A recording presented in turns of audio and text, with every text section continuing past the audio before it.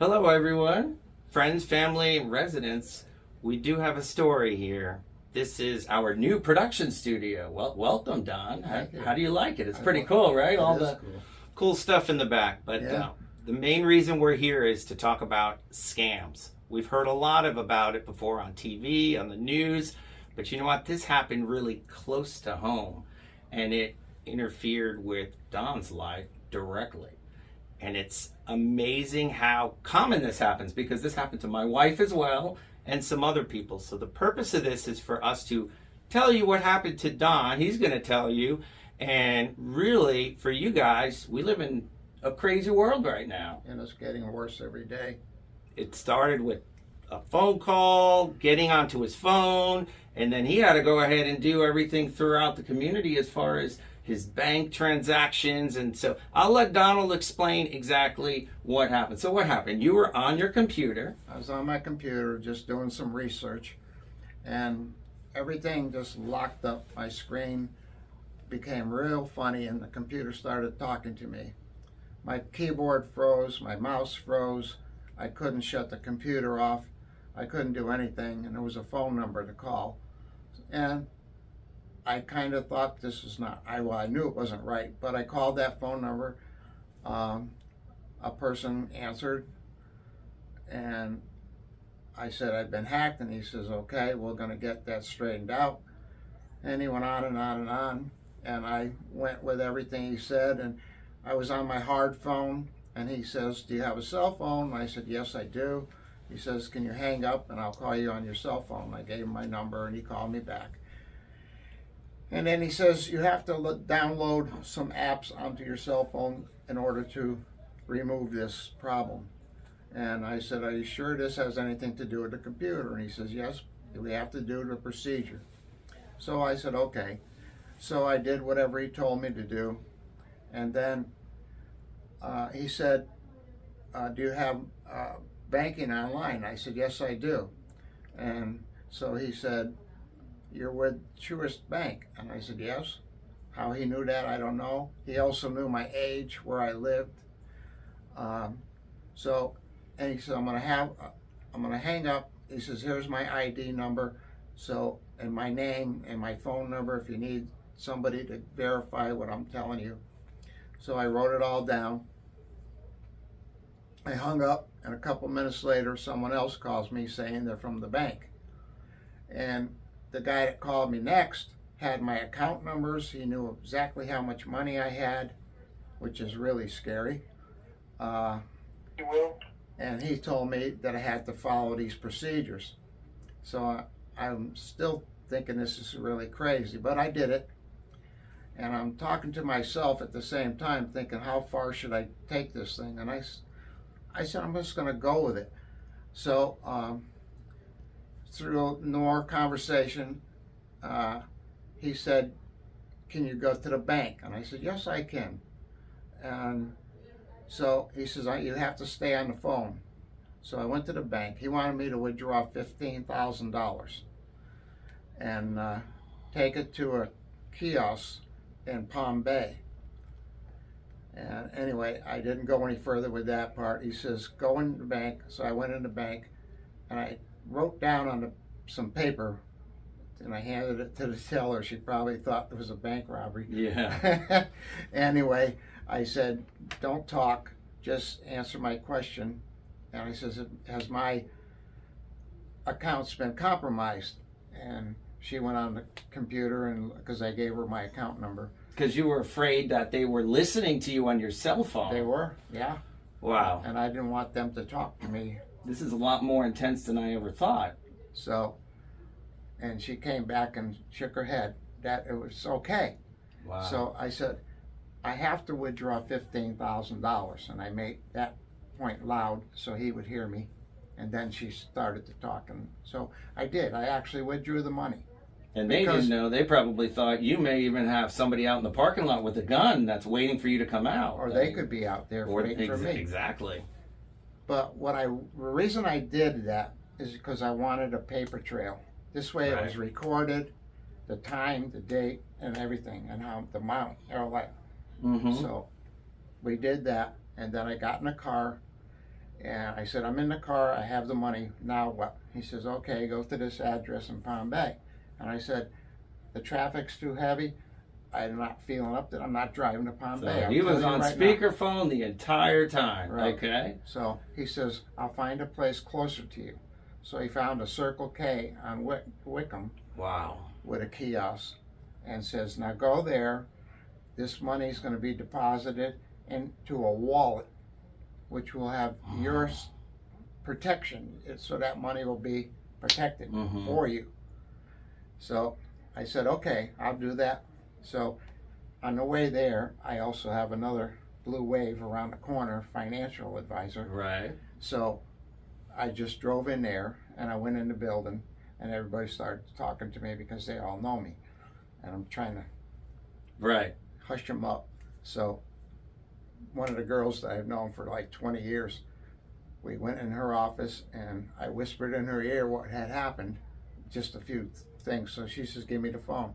So she took the phone from me and said, can I help you, to this person?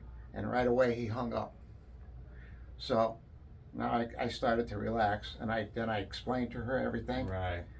So right then and there, she called the police. That's good. And the police said to have me come back to my apartment and then call them again, and they would send somebody else. So you were smart. You didn't actually give the money. No. And you were smart because you did the visual, you pointed. It was almost like you were on hostage. So you did get lucky, but while this was going on, this is an emotional thing that's going on. And also you've got your bank accounts that now you feel your phone is hacked, you feel your computer, you feel people are listening, and you have to change everything. So it could be quite a story, but you did get really lucky. And I'm really happy that we're bringing this to light to people, because there's a lot of people that don't get lucky. No, and I'm learned more through this whole procedure what really happens to a lot of people, and they do give them the money.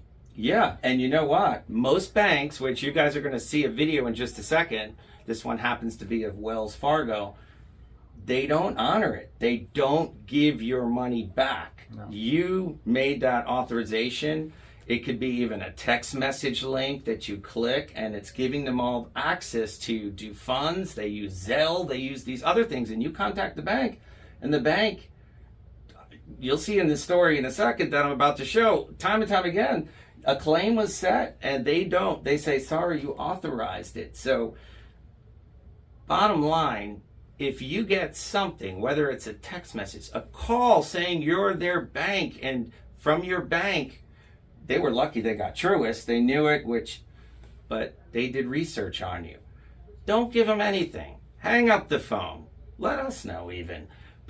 And we could call the police, because these 800 numbers that come in an email or in a text message to call your bank, this is Truist. Your bank has been compromised. Your bank has been, please call this number to get this taken care of. Guess what? You're calling India. You're calling Nigeria. You're calling call centers that are all over the place, and it's crazy. And they're there to rip you off. And what I also learned once the police came, they told me a lot of things. It was an education. They even get hacked at the police station. Yeah. And no matter how many things you have on your computer or your phone to protect yourself, like McAfee or Norton, these people know how to get around all of that stuff.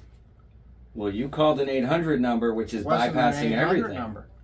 Oh, it was a different number. It was a regular looking number. It wasn't an 800 number. Wow. Yeah.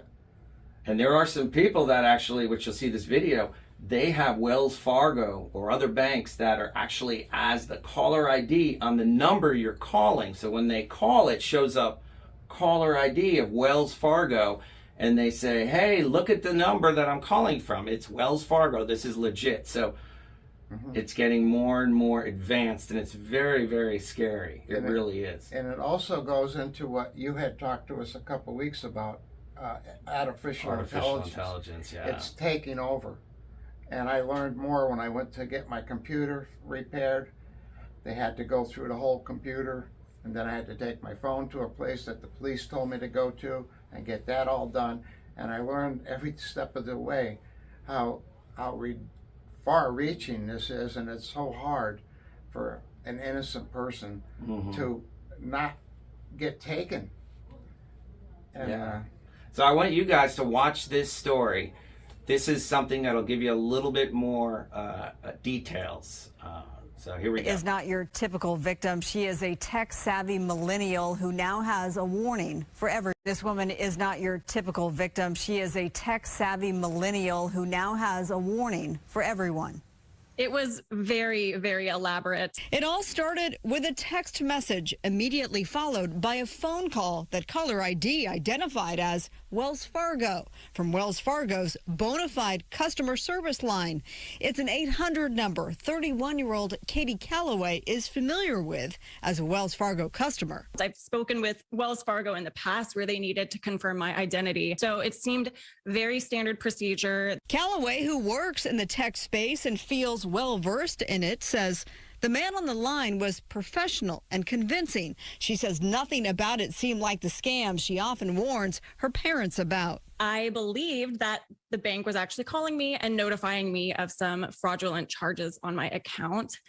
I told them no, I had not been purchasing XYZ in Best Buy, and all they needed was just for me to verify one text message they sent to me to confirm the identity on my account. That single text message she responded to instantly initiated a wire transfer of just over $4,200, every penny that was in her checking account. And unfortunately, online wire transfers also have fees associated with them, so I was charged wired fees. Wells Fargo's response to Calloway reads in part, "You are responsible for online wires, whether or not actually authorized by you.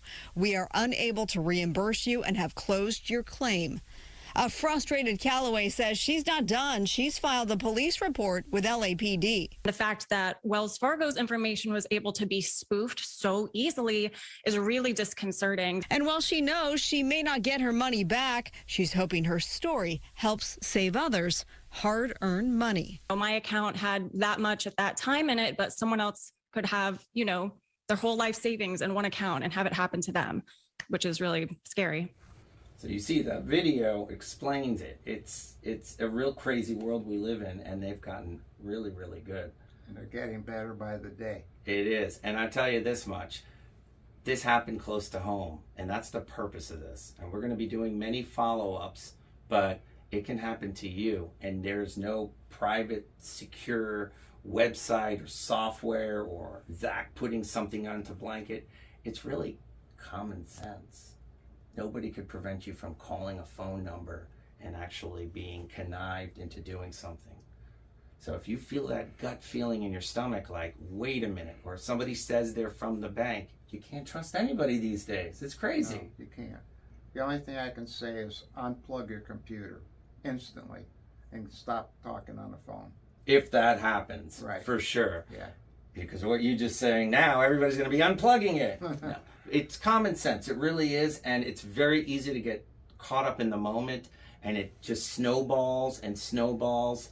But hopefully this story, Don, and I really thank you for sharing this. And this isn't the end. It's going to continue with artificial intelligence and other things, and they're getting more and more advanced.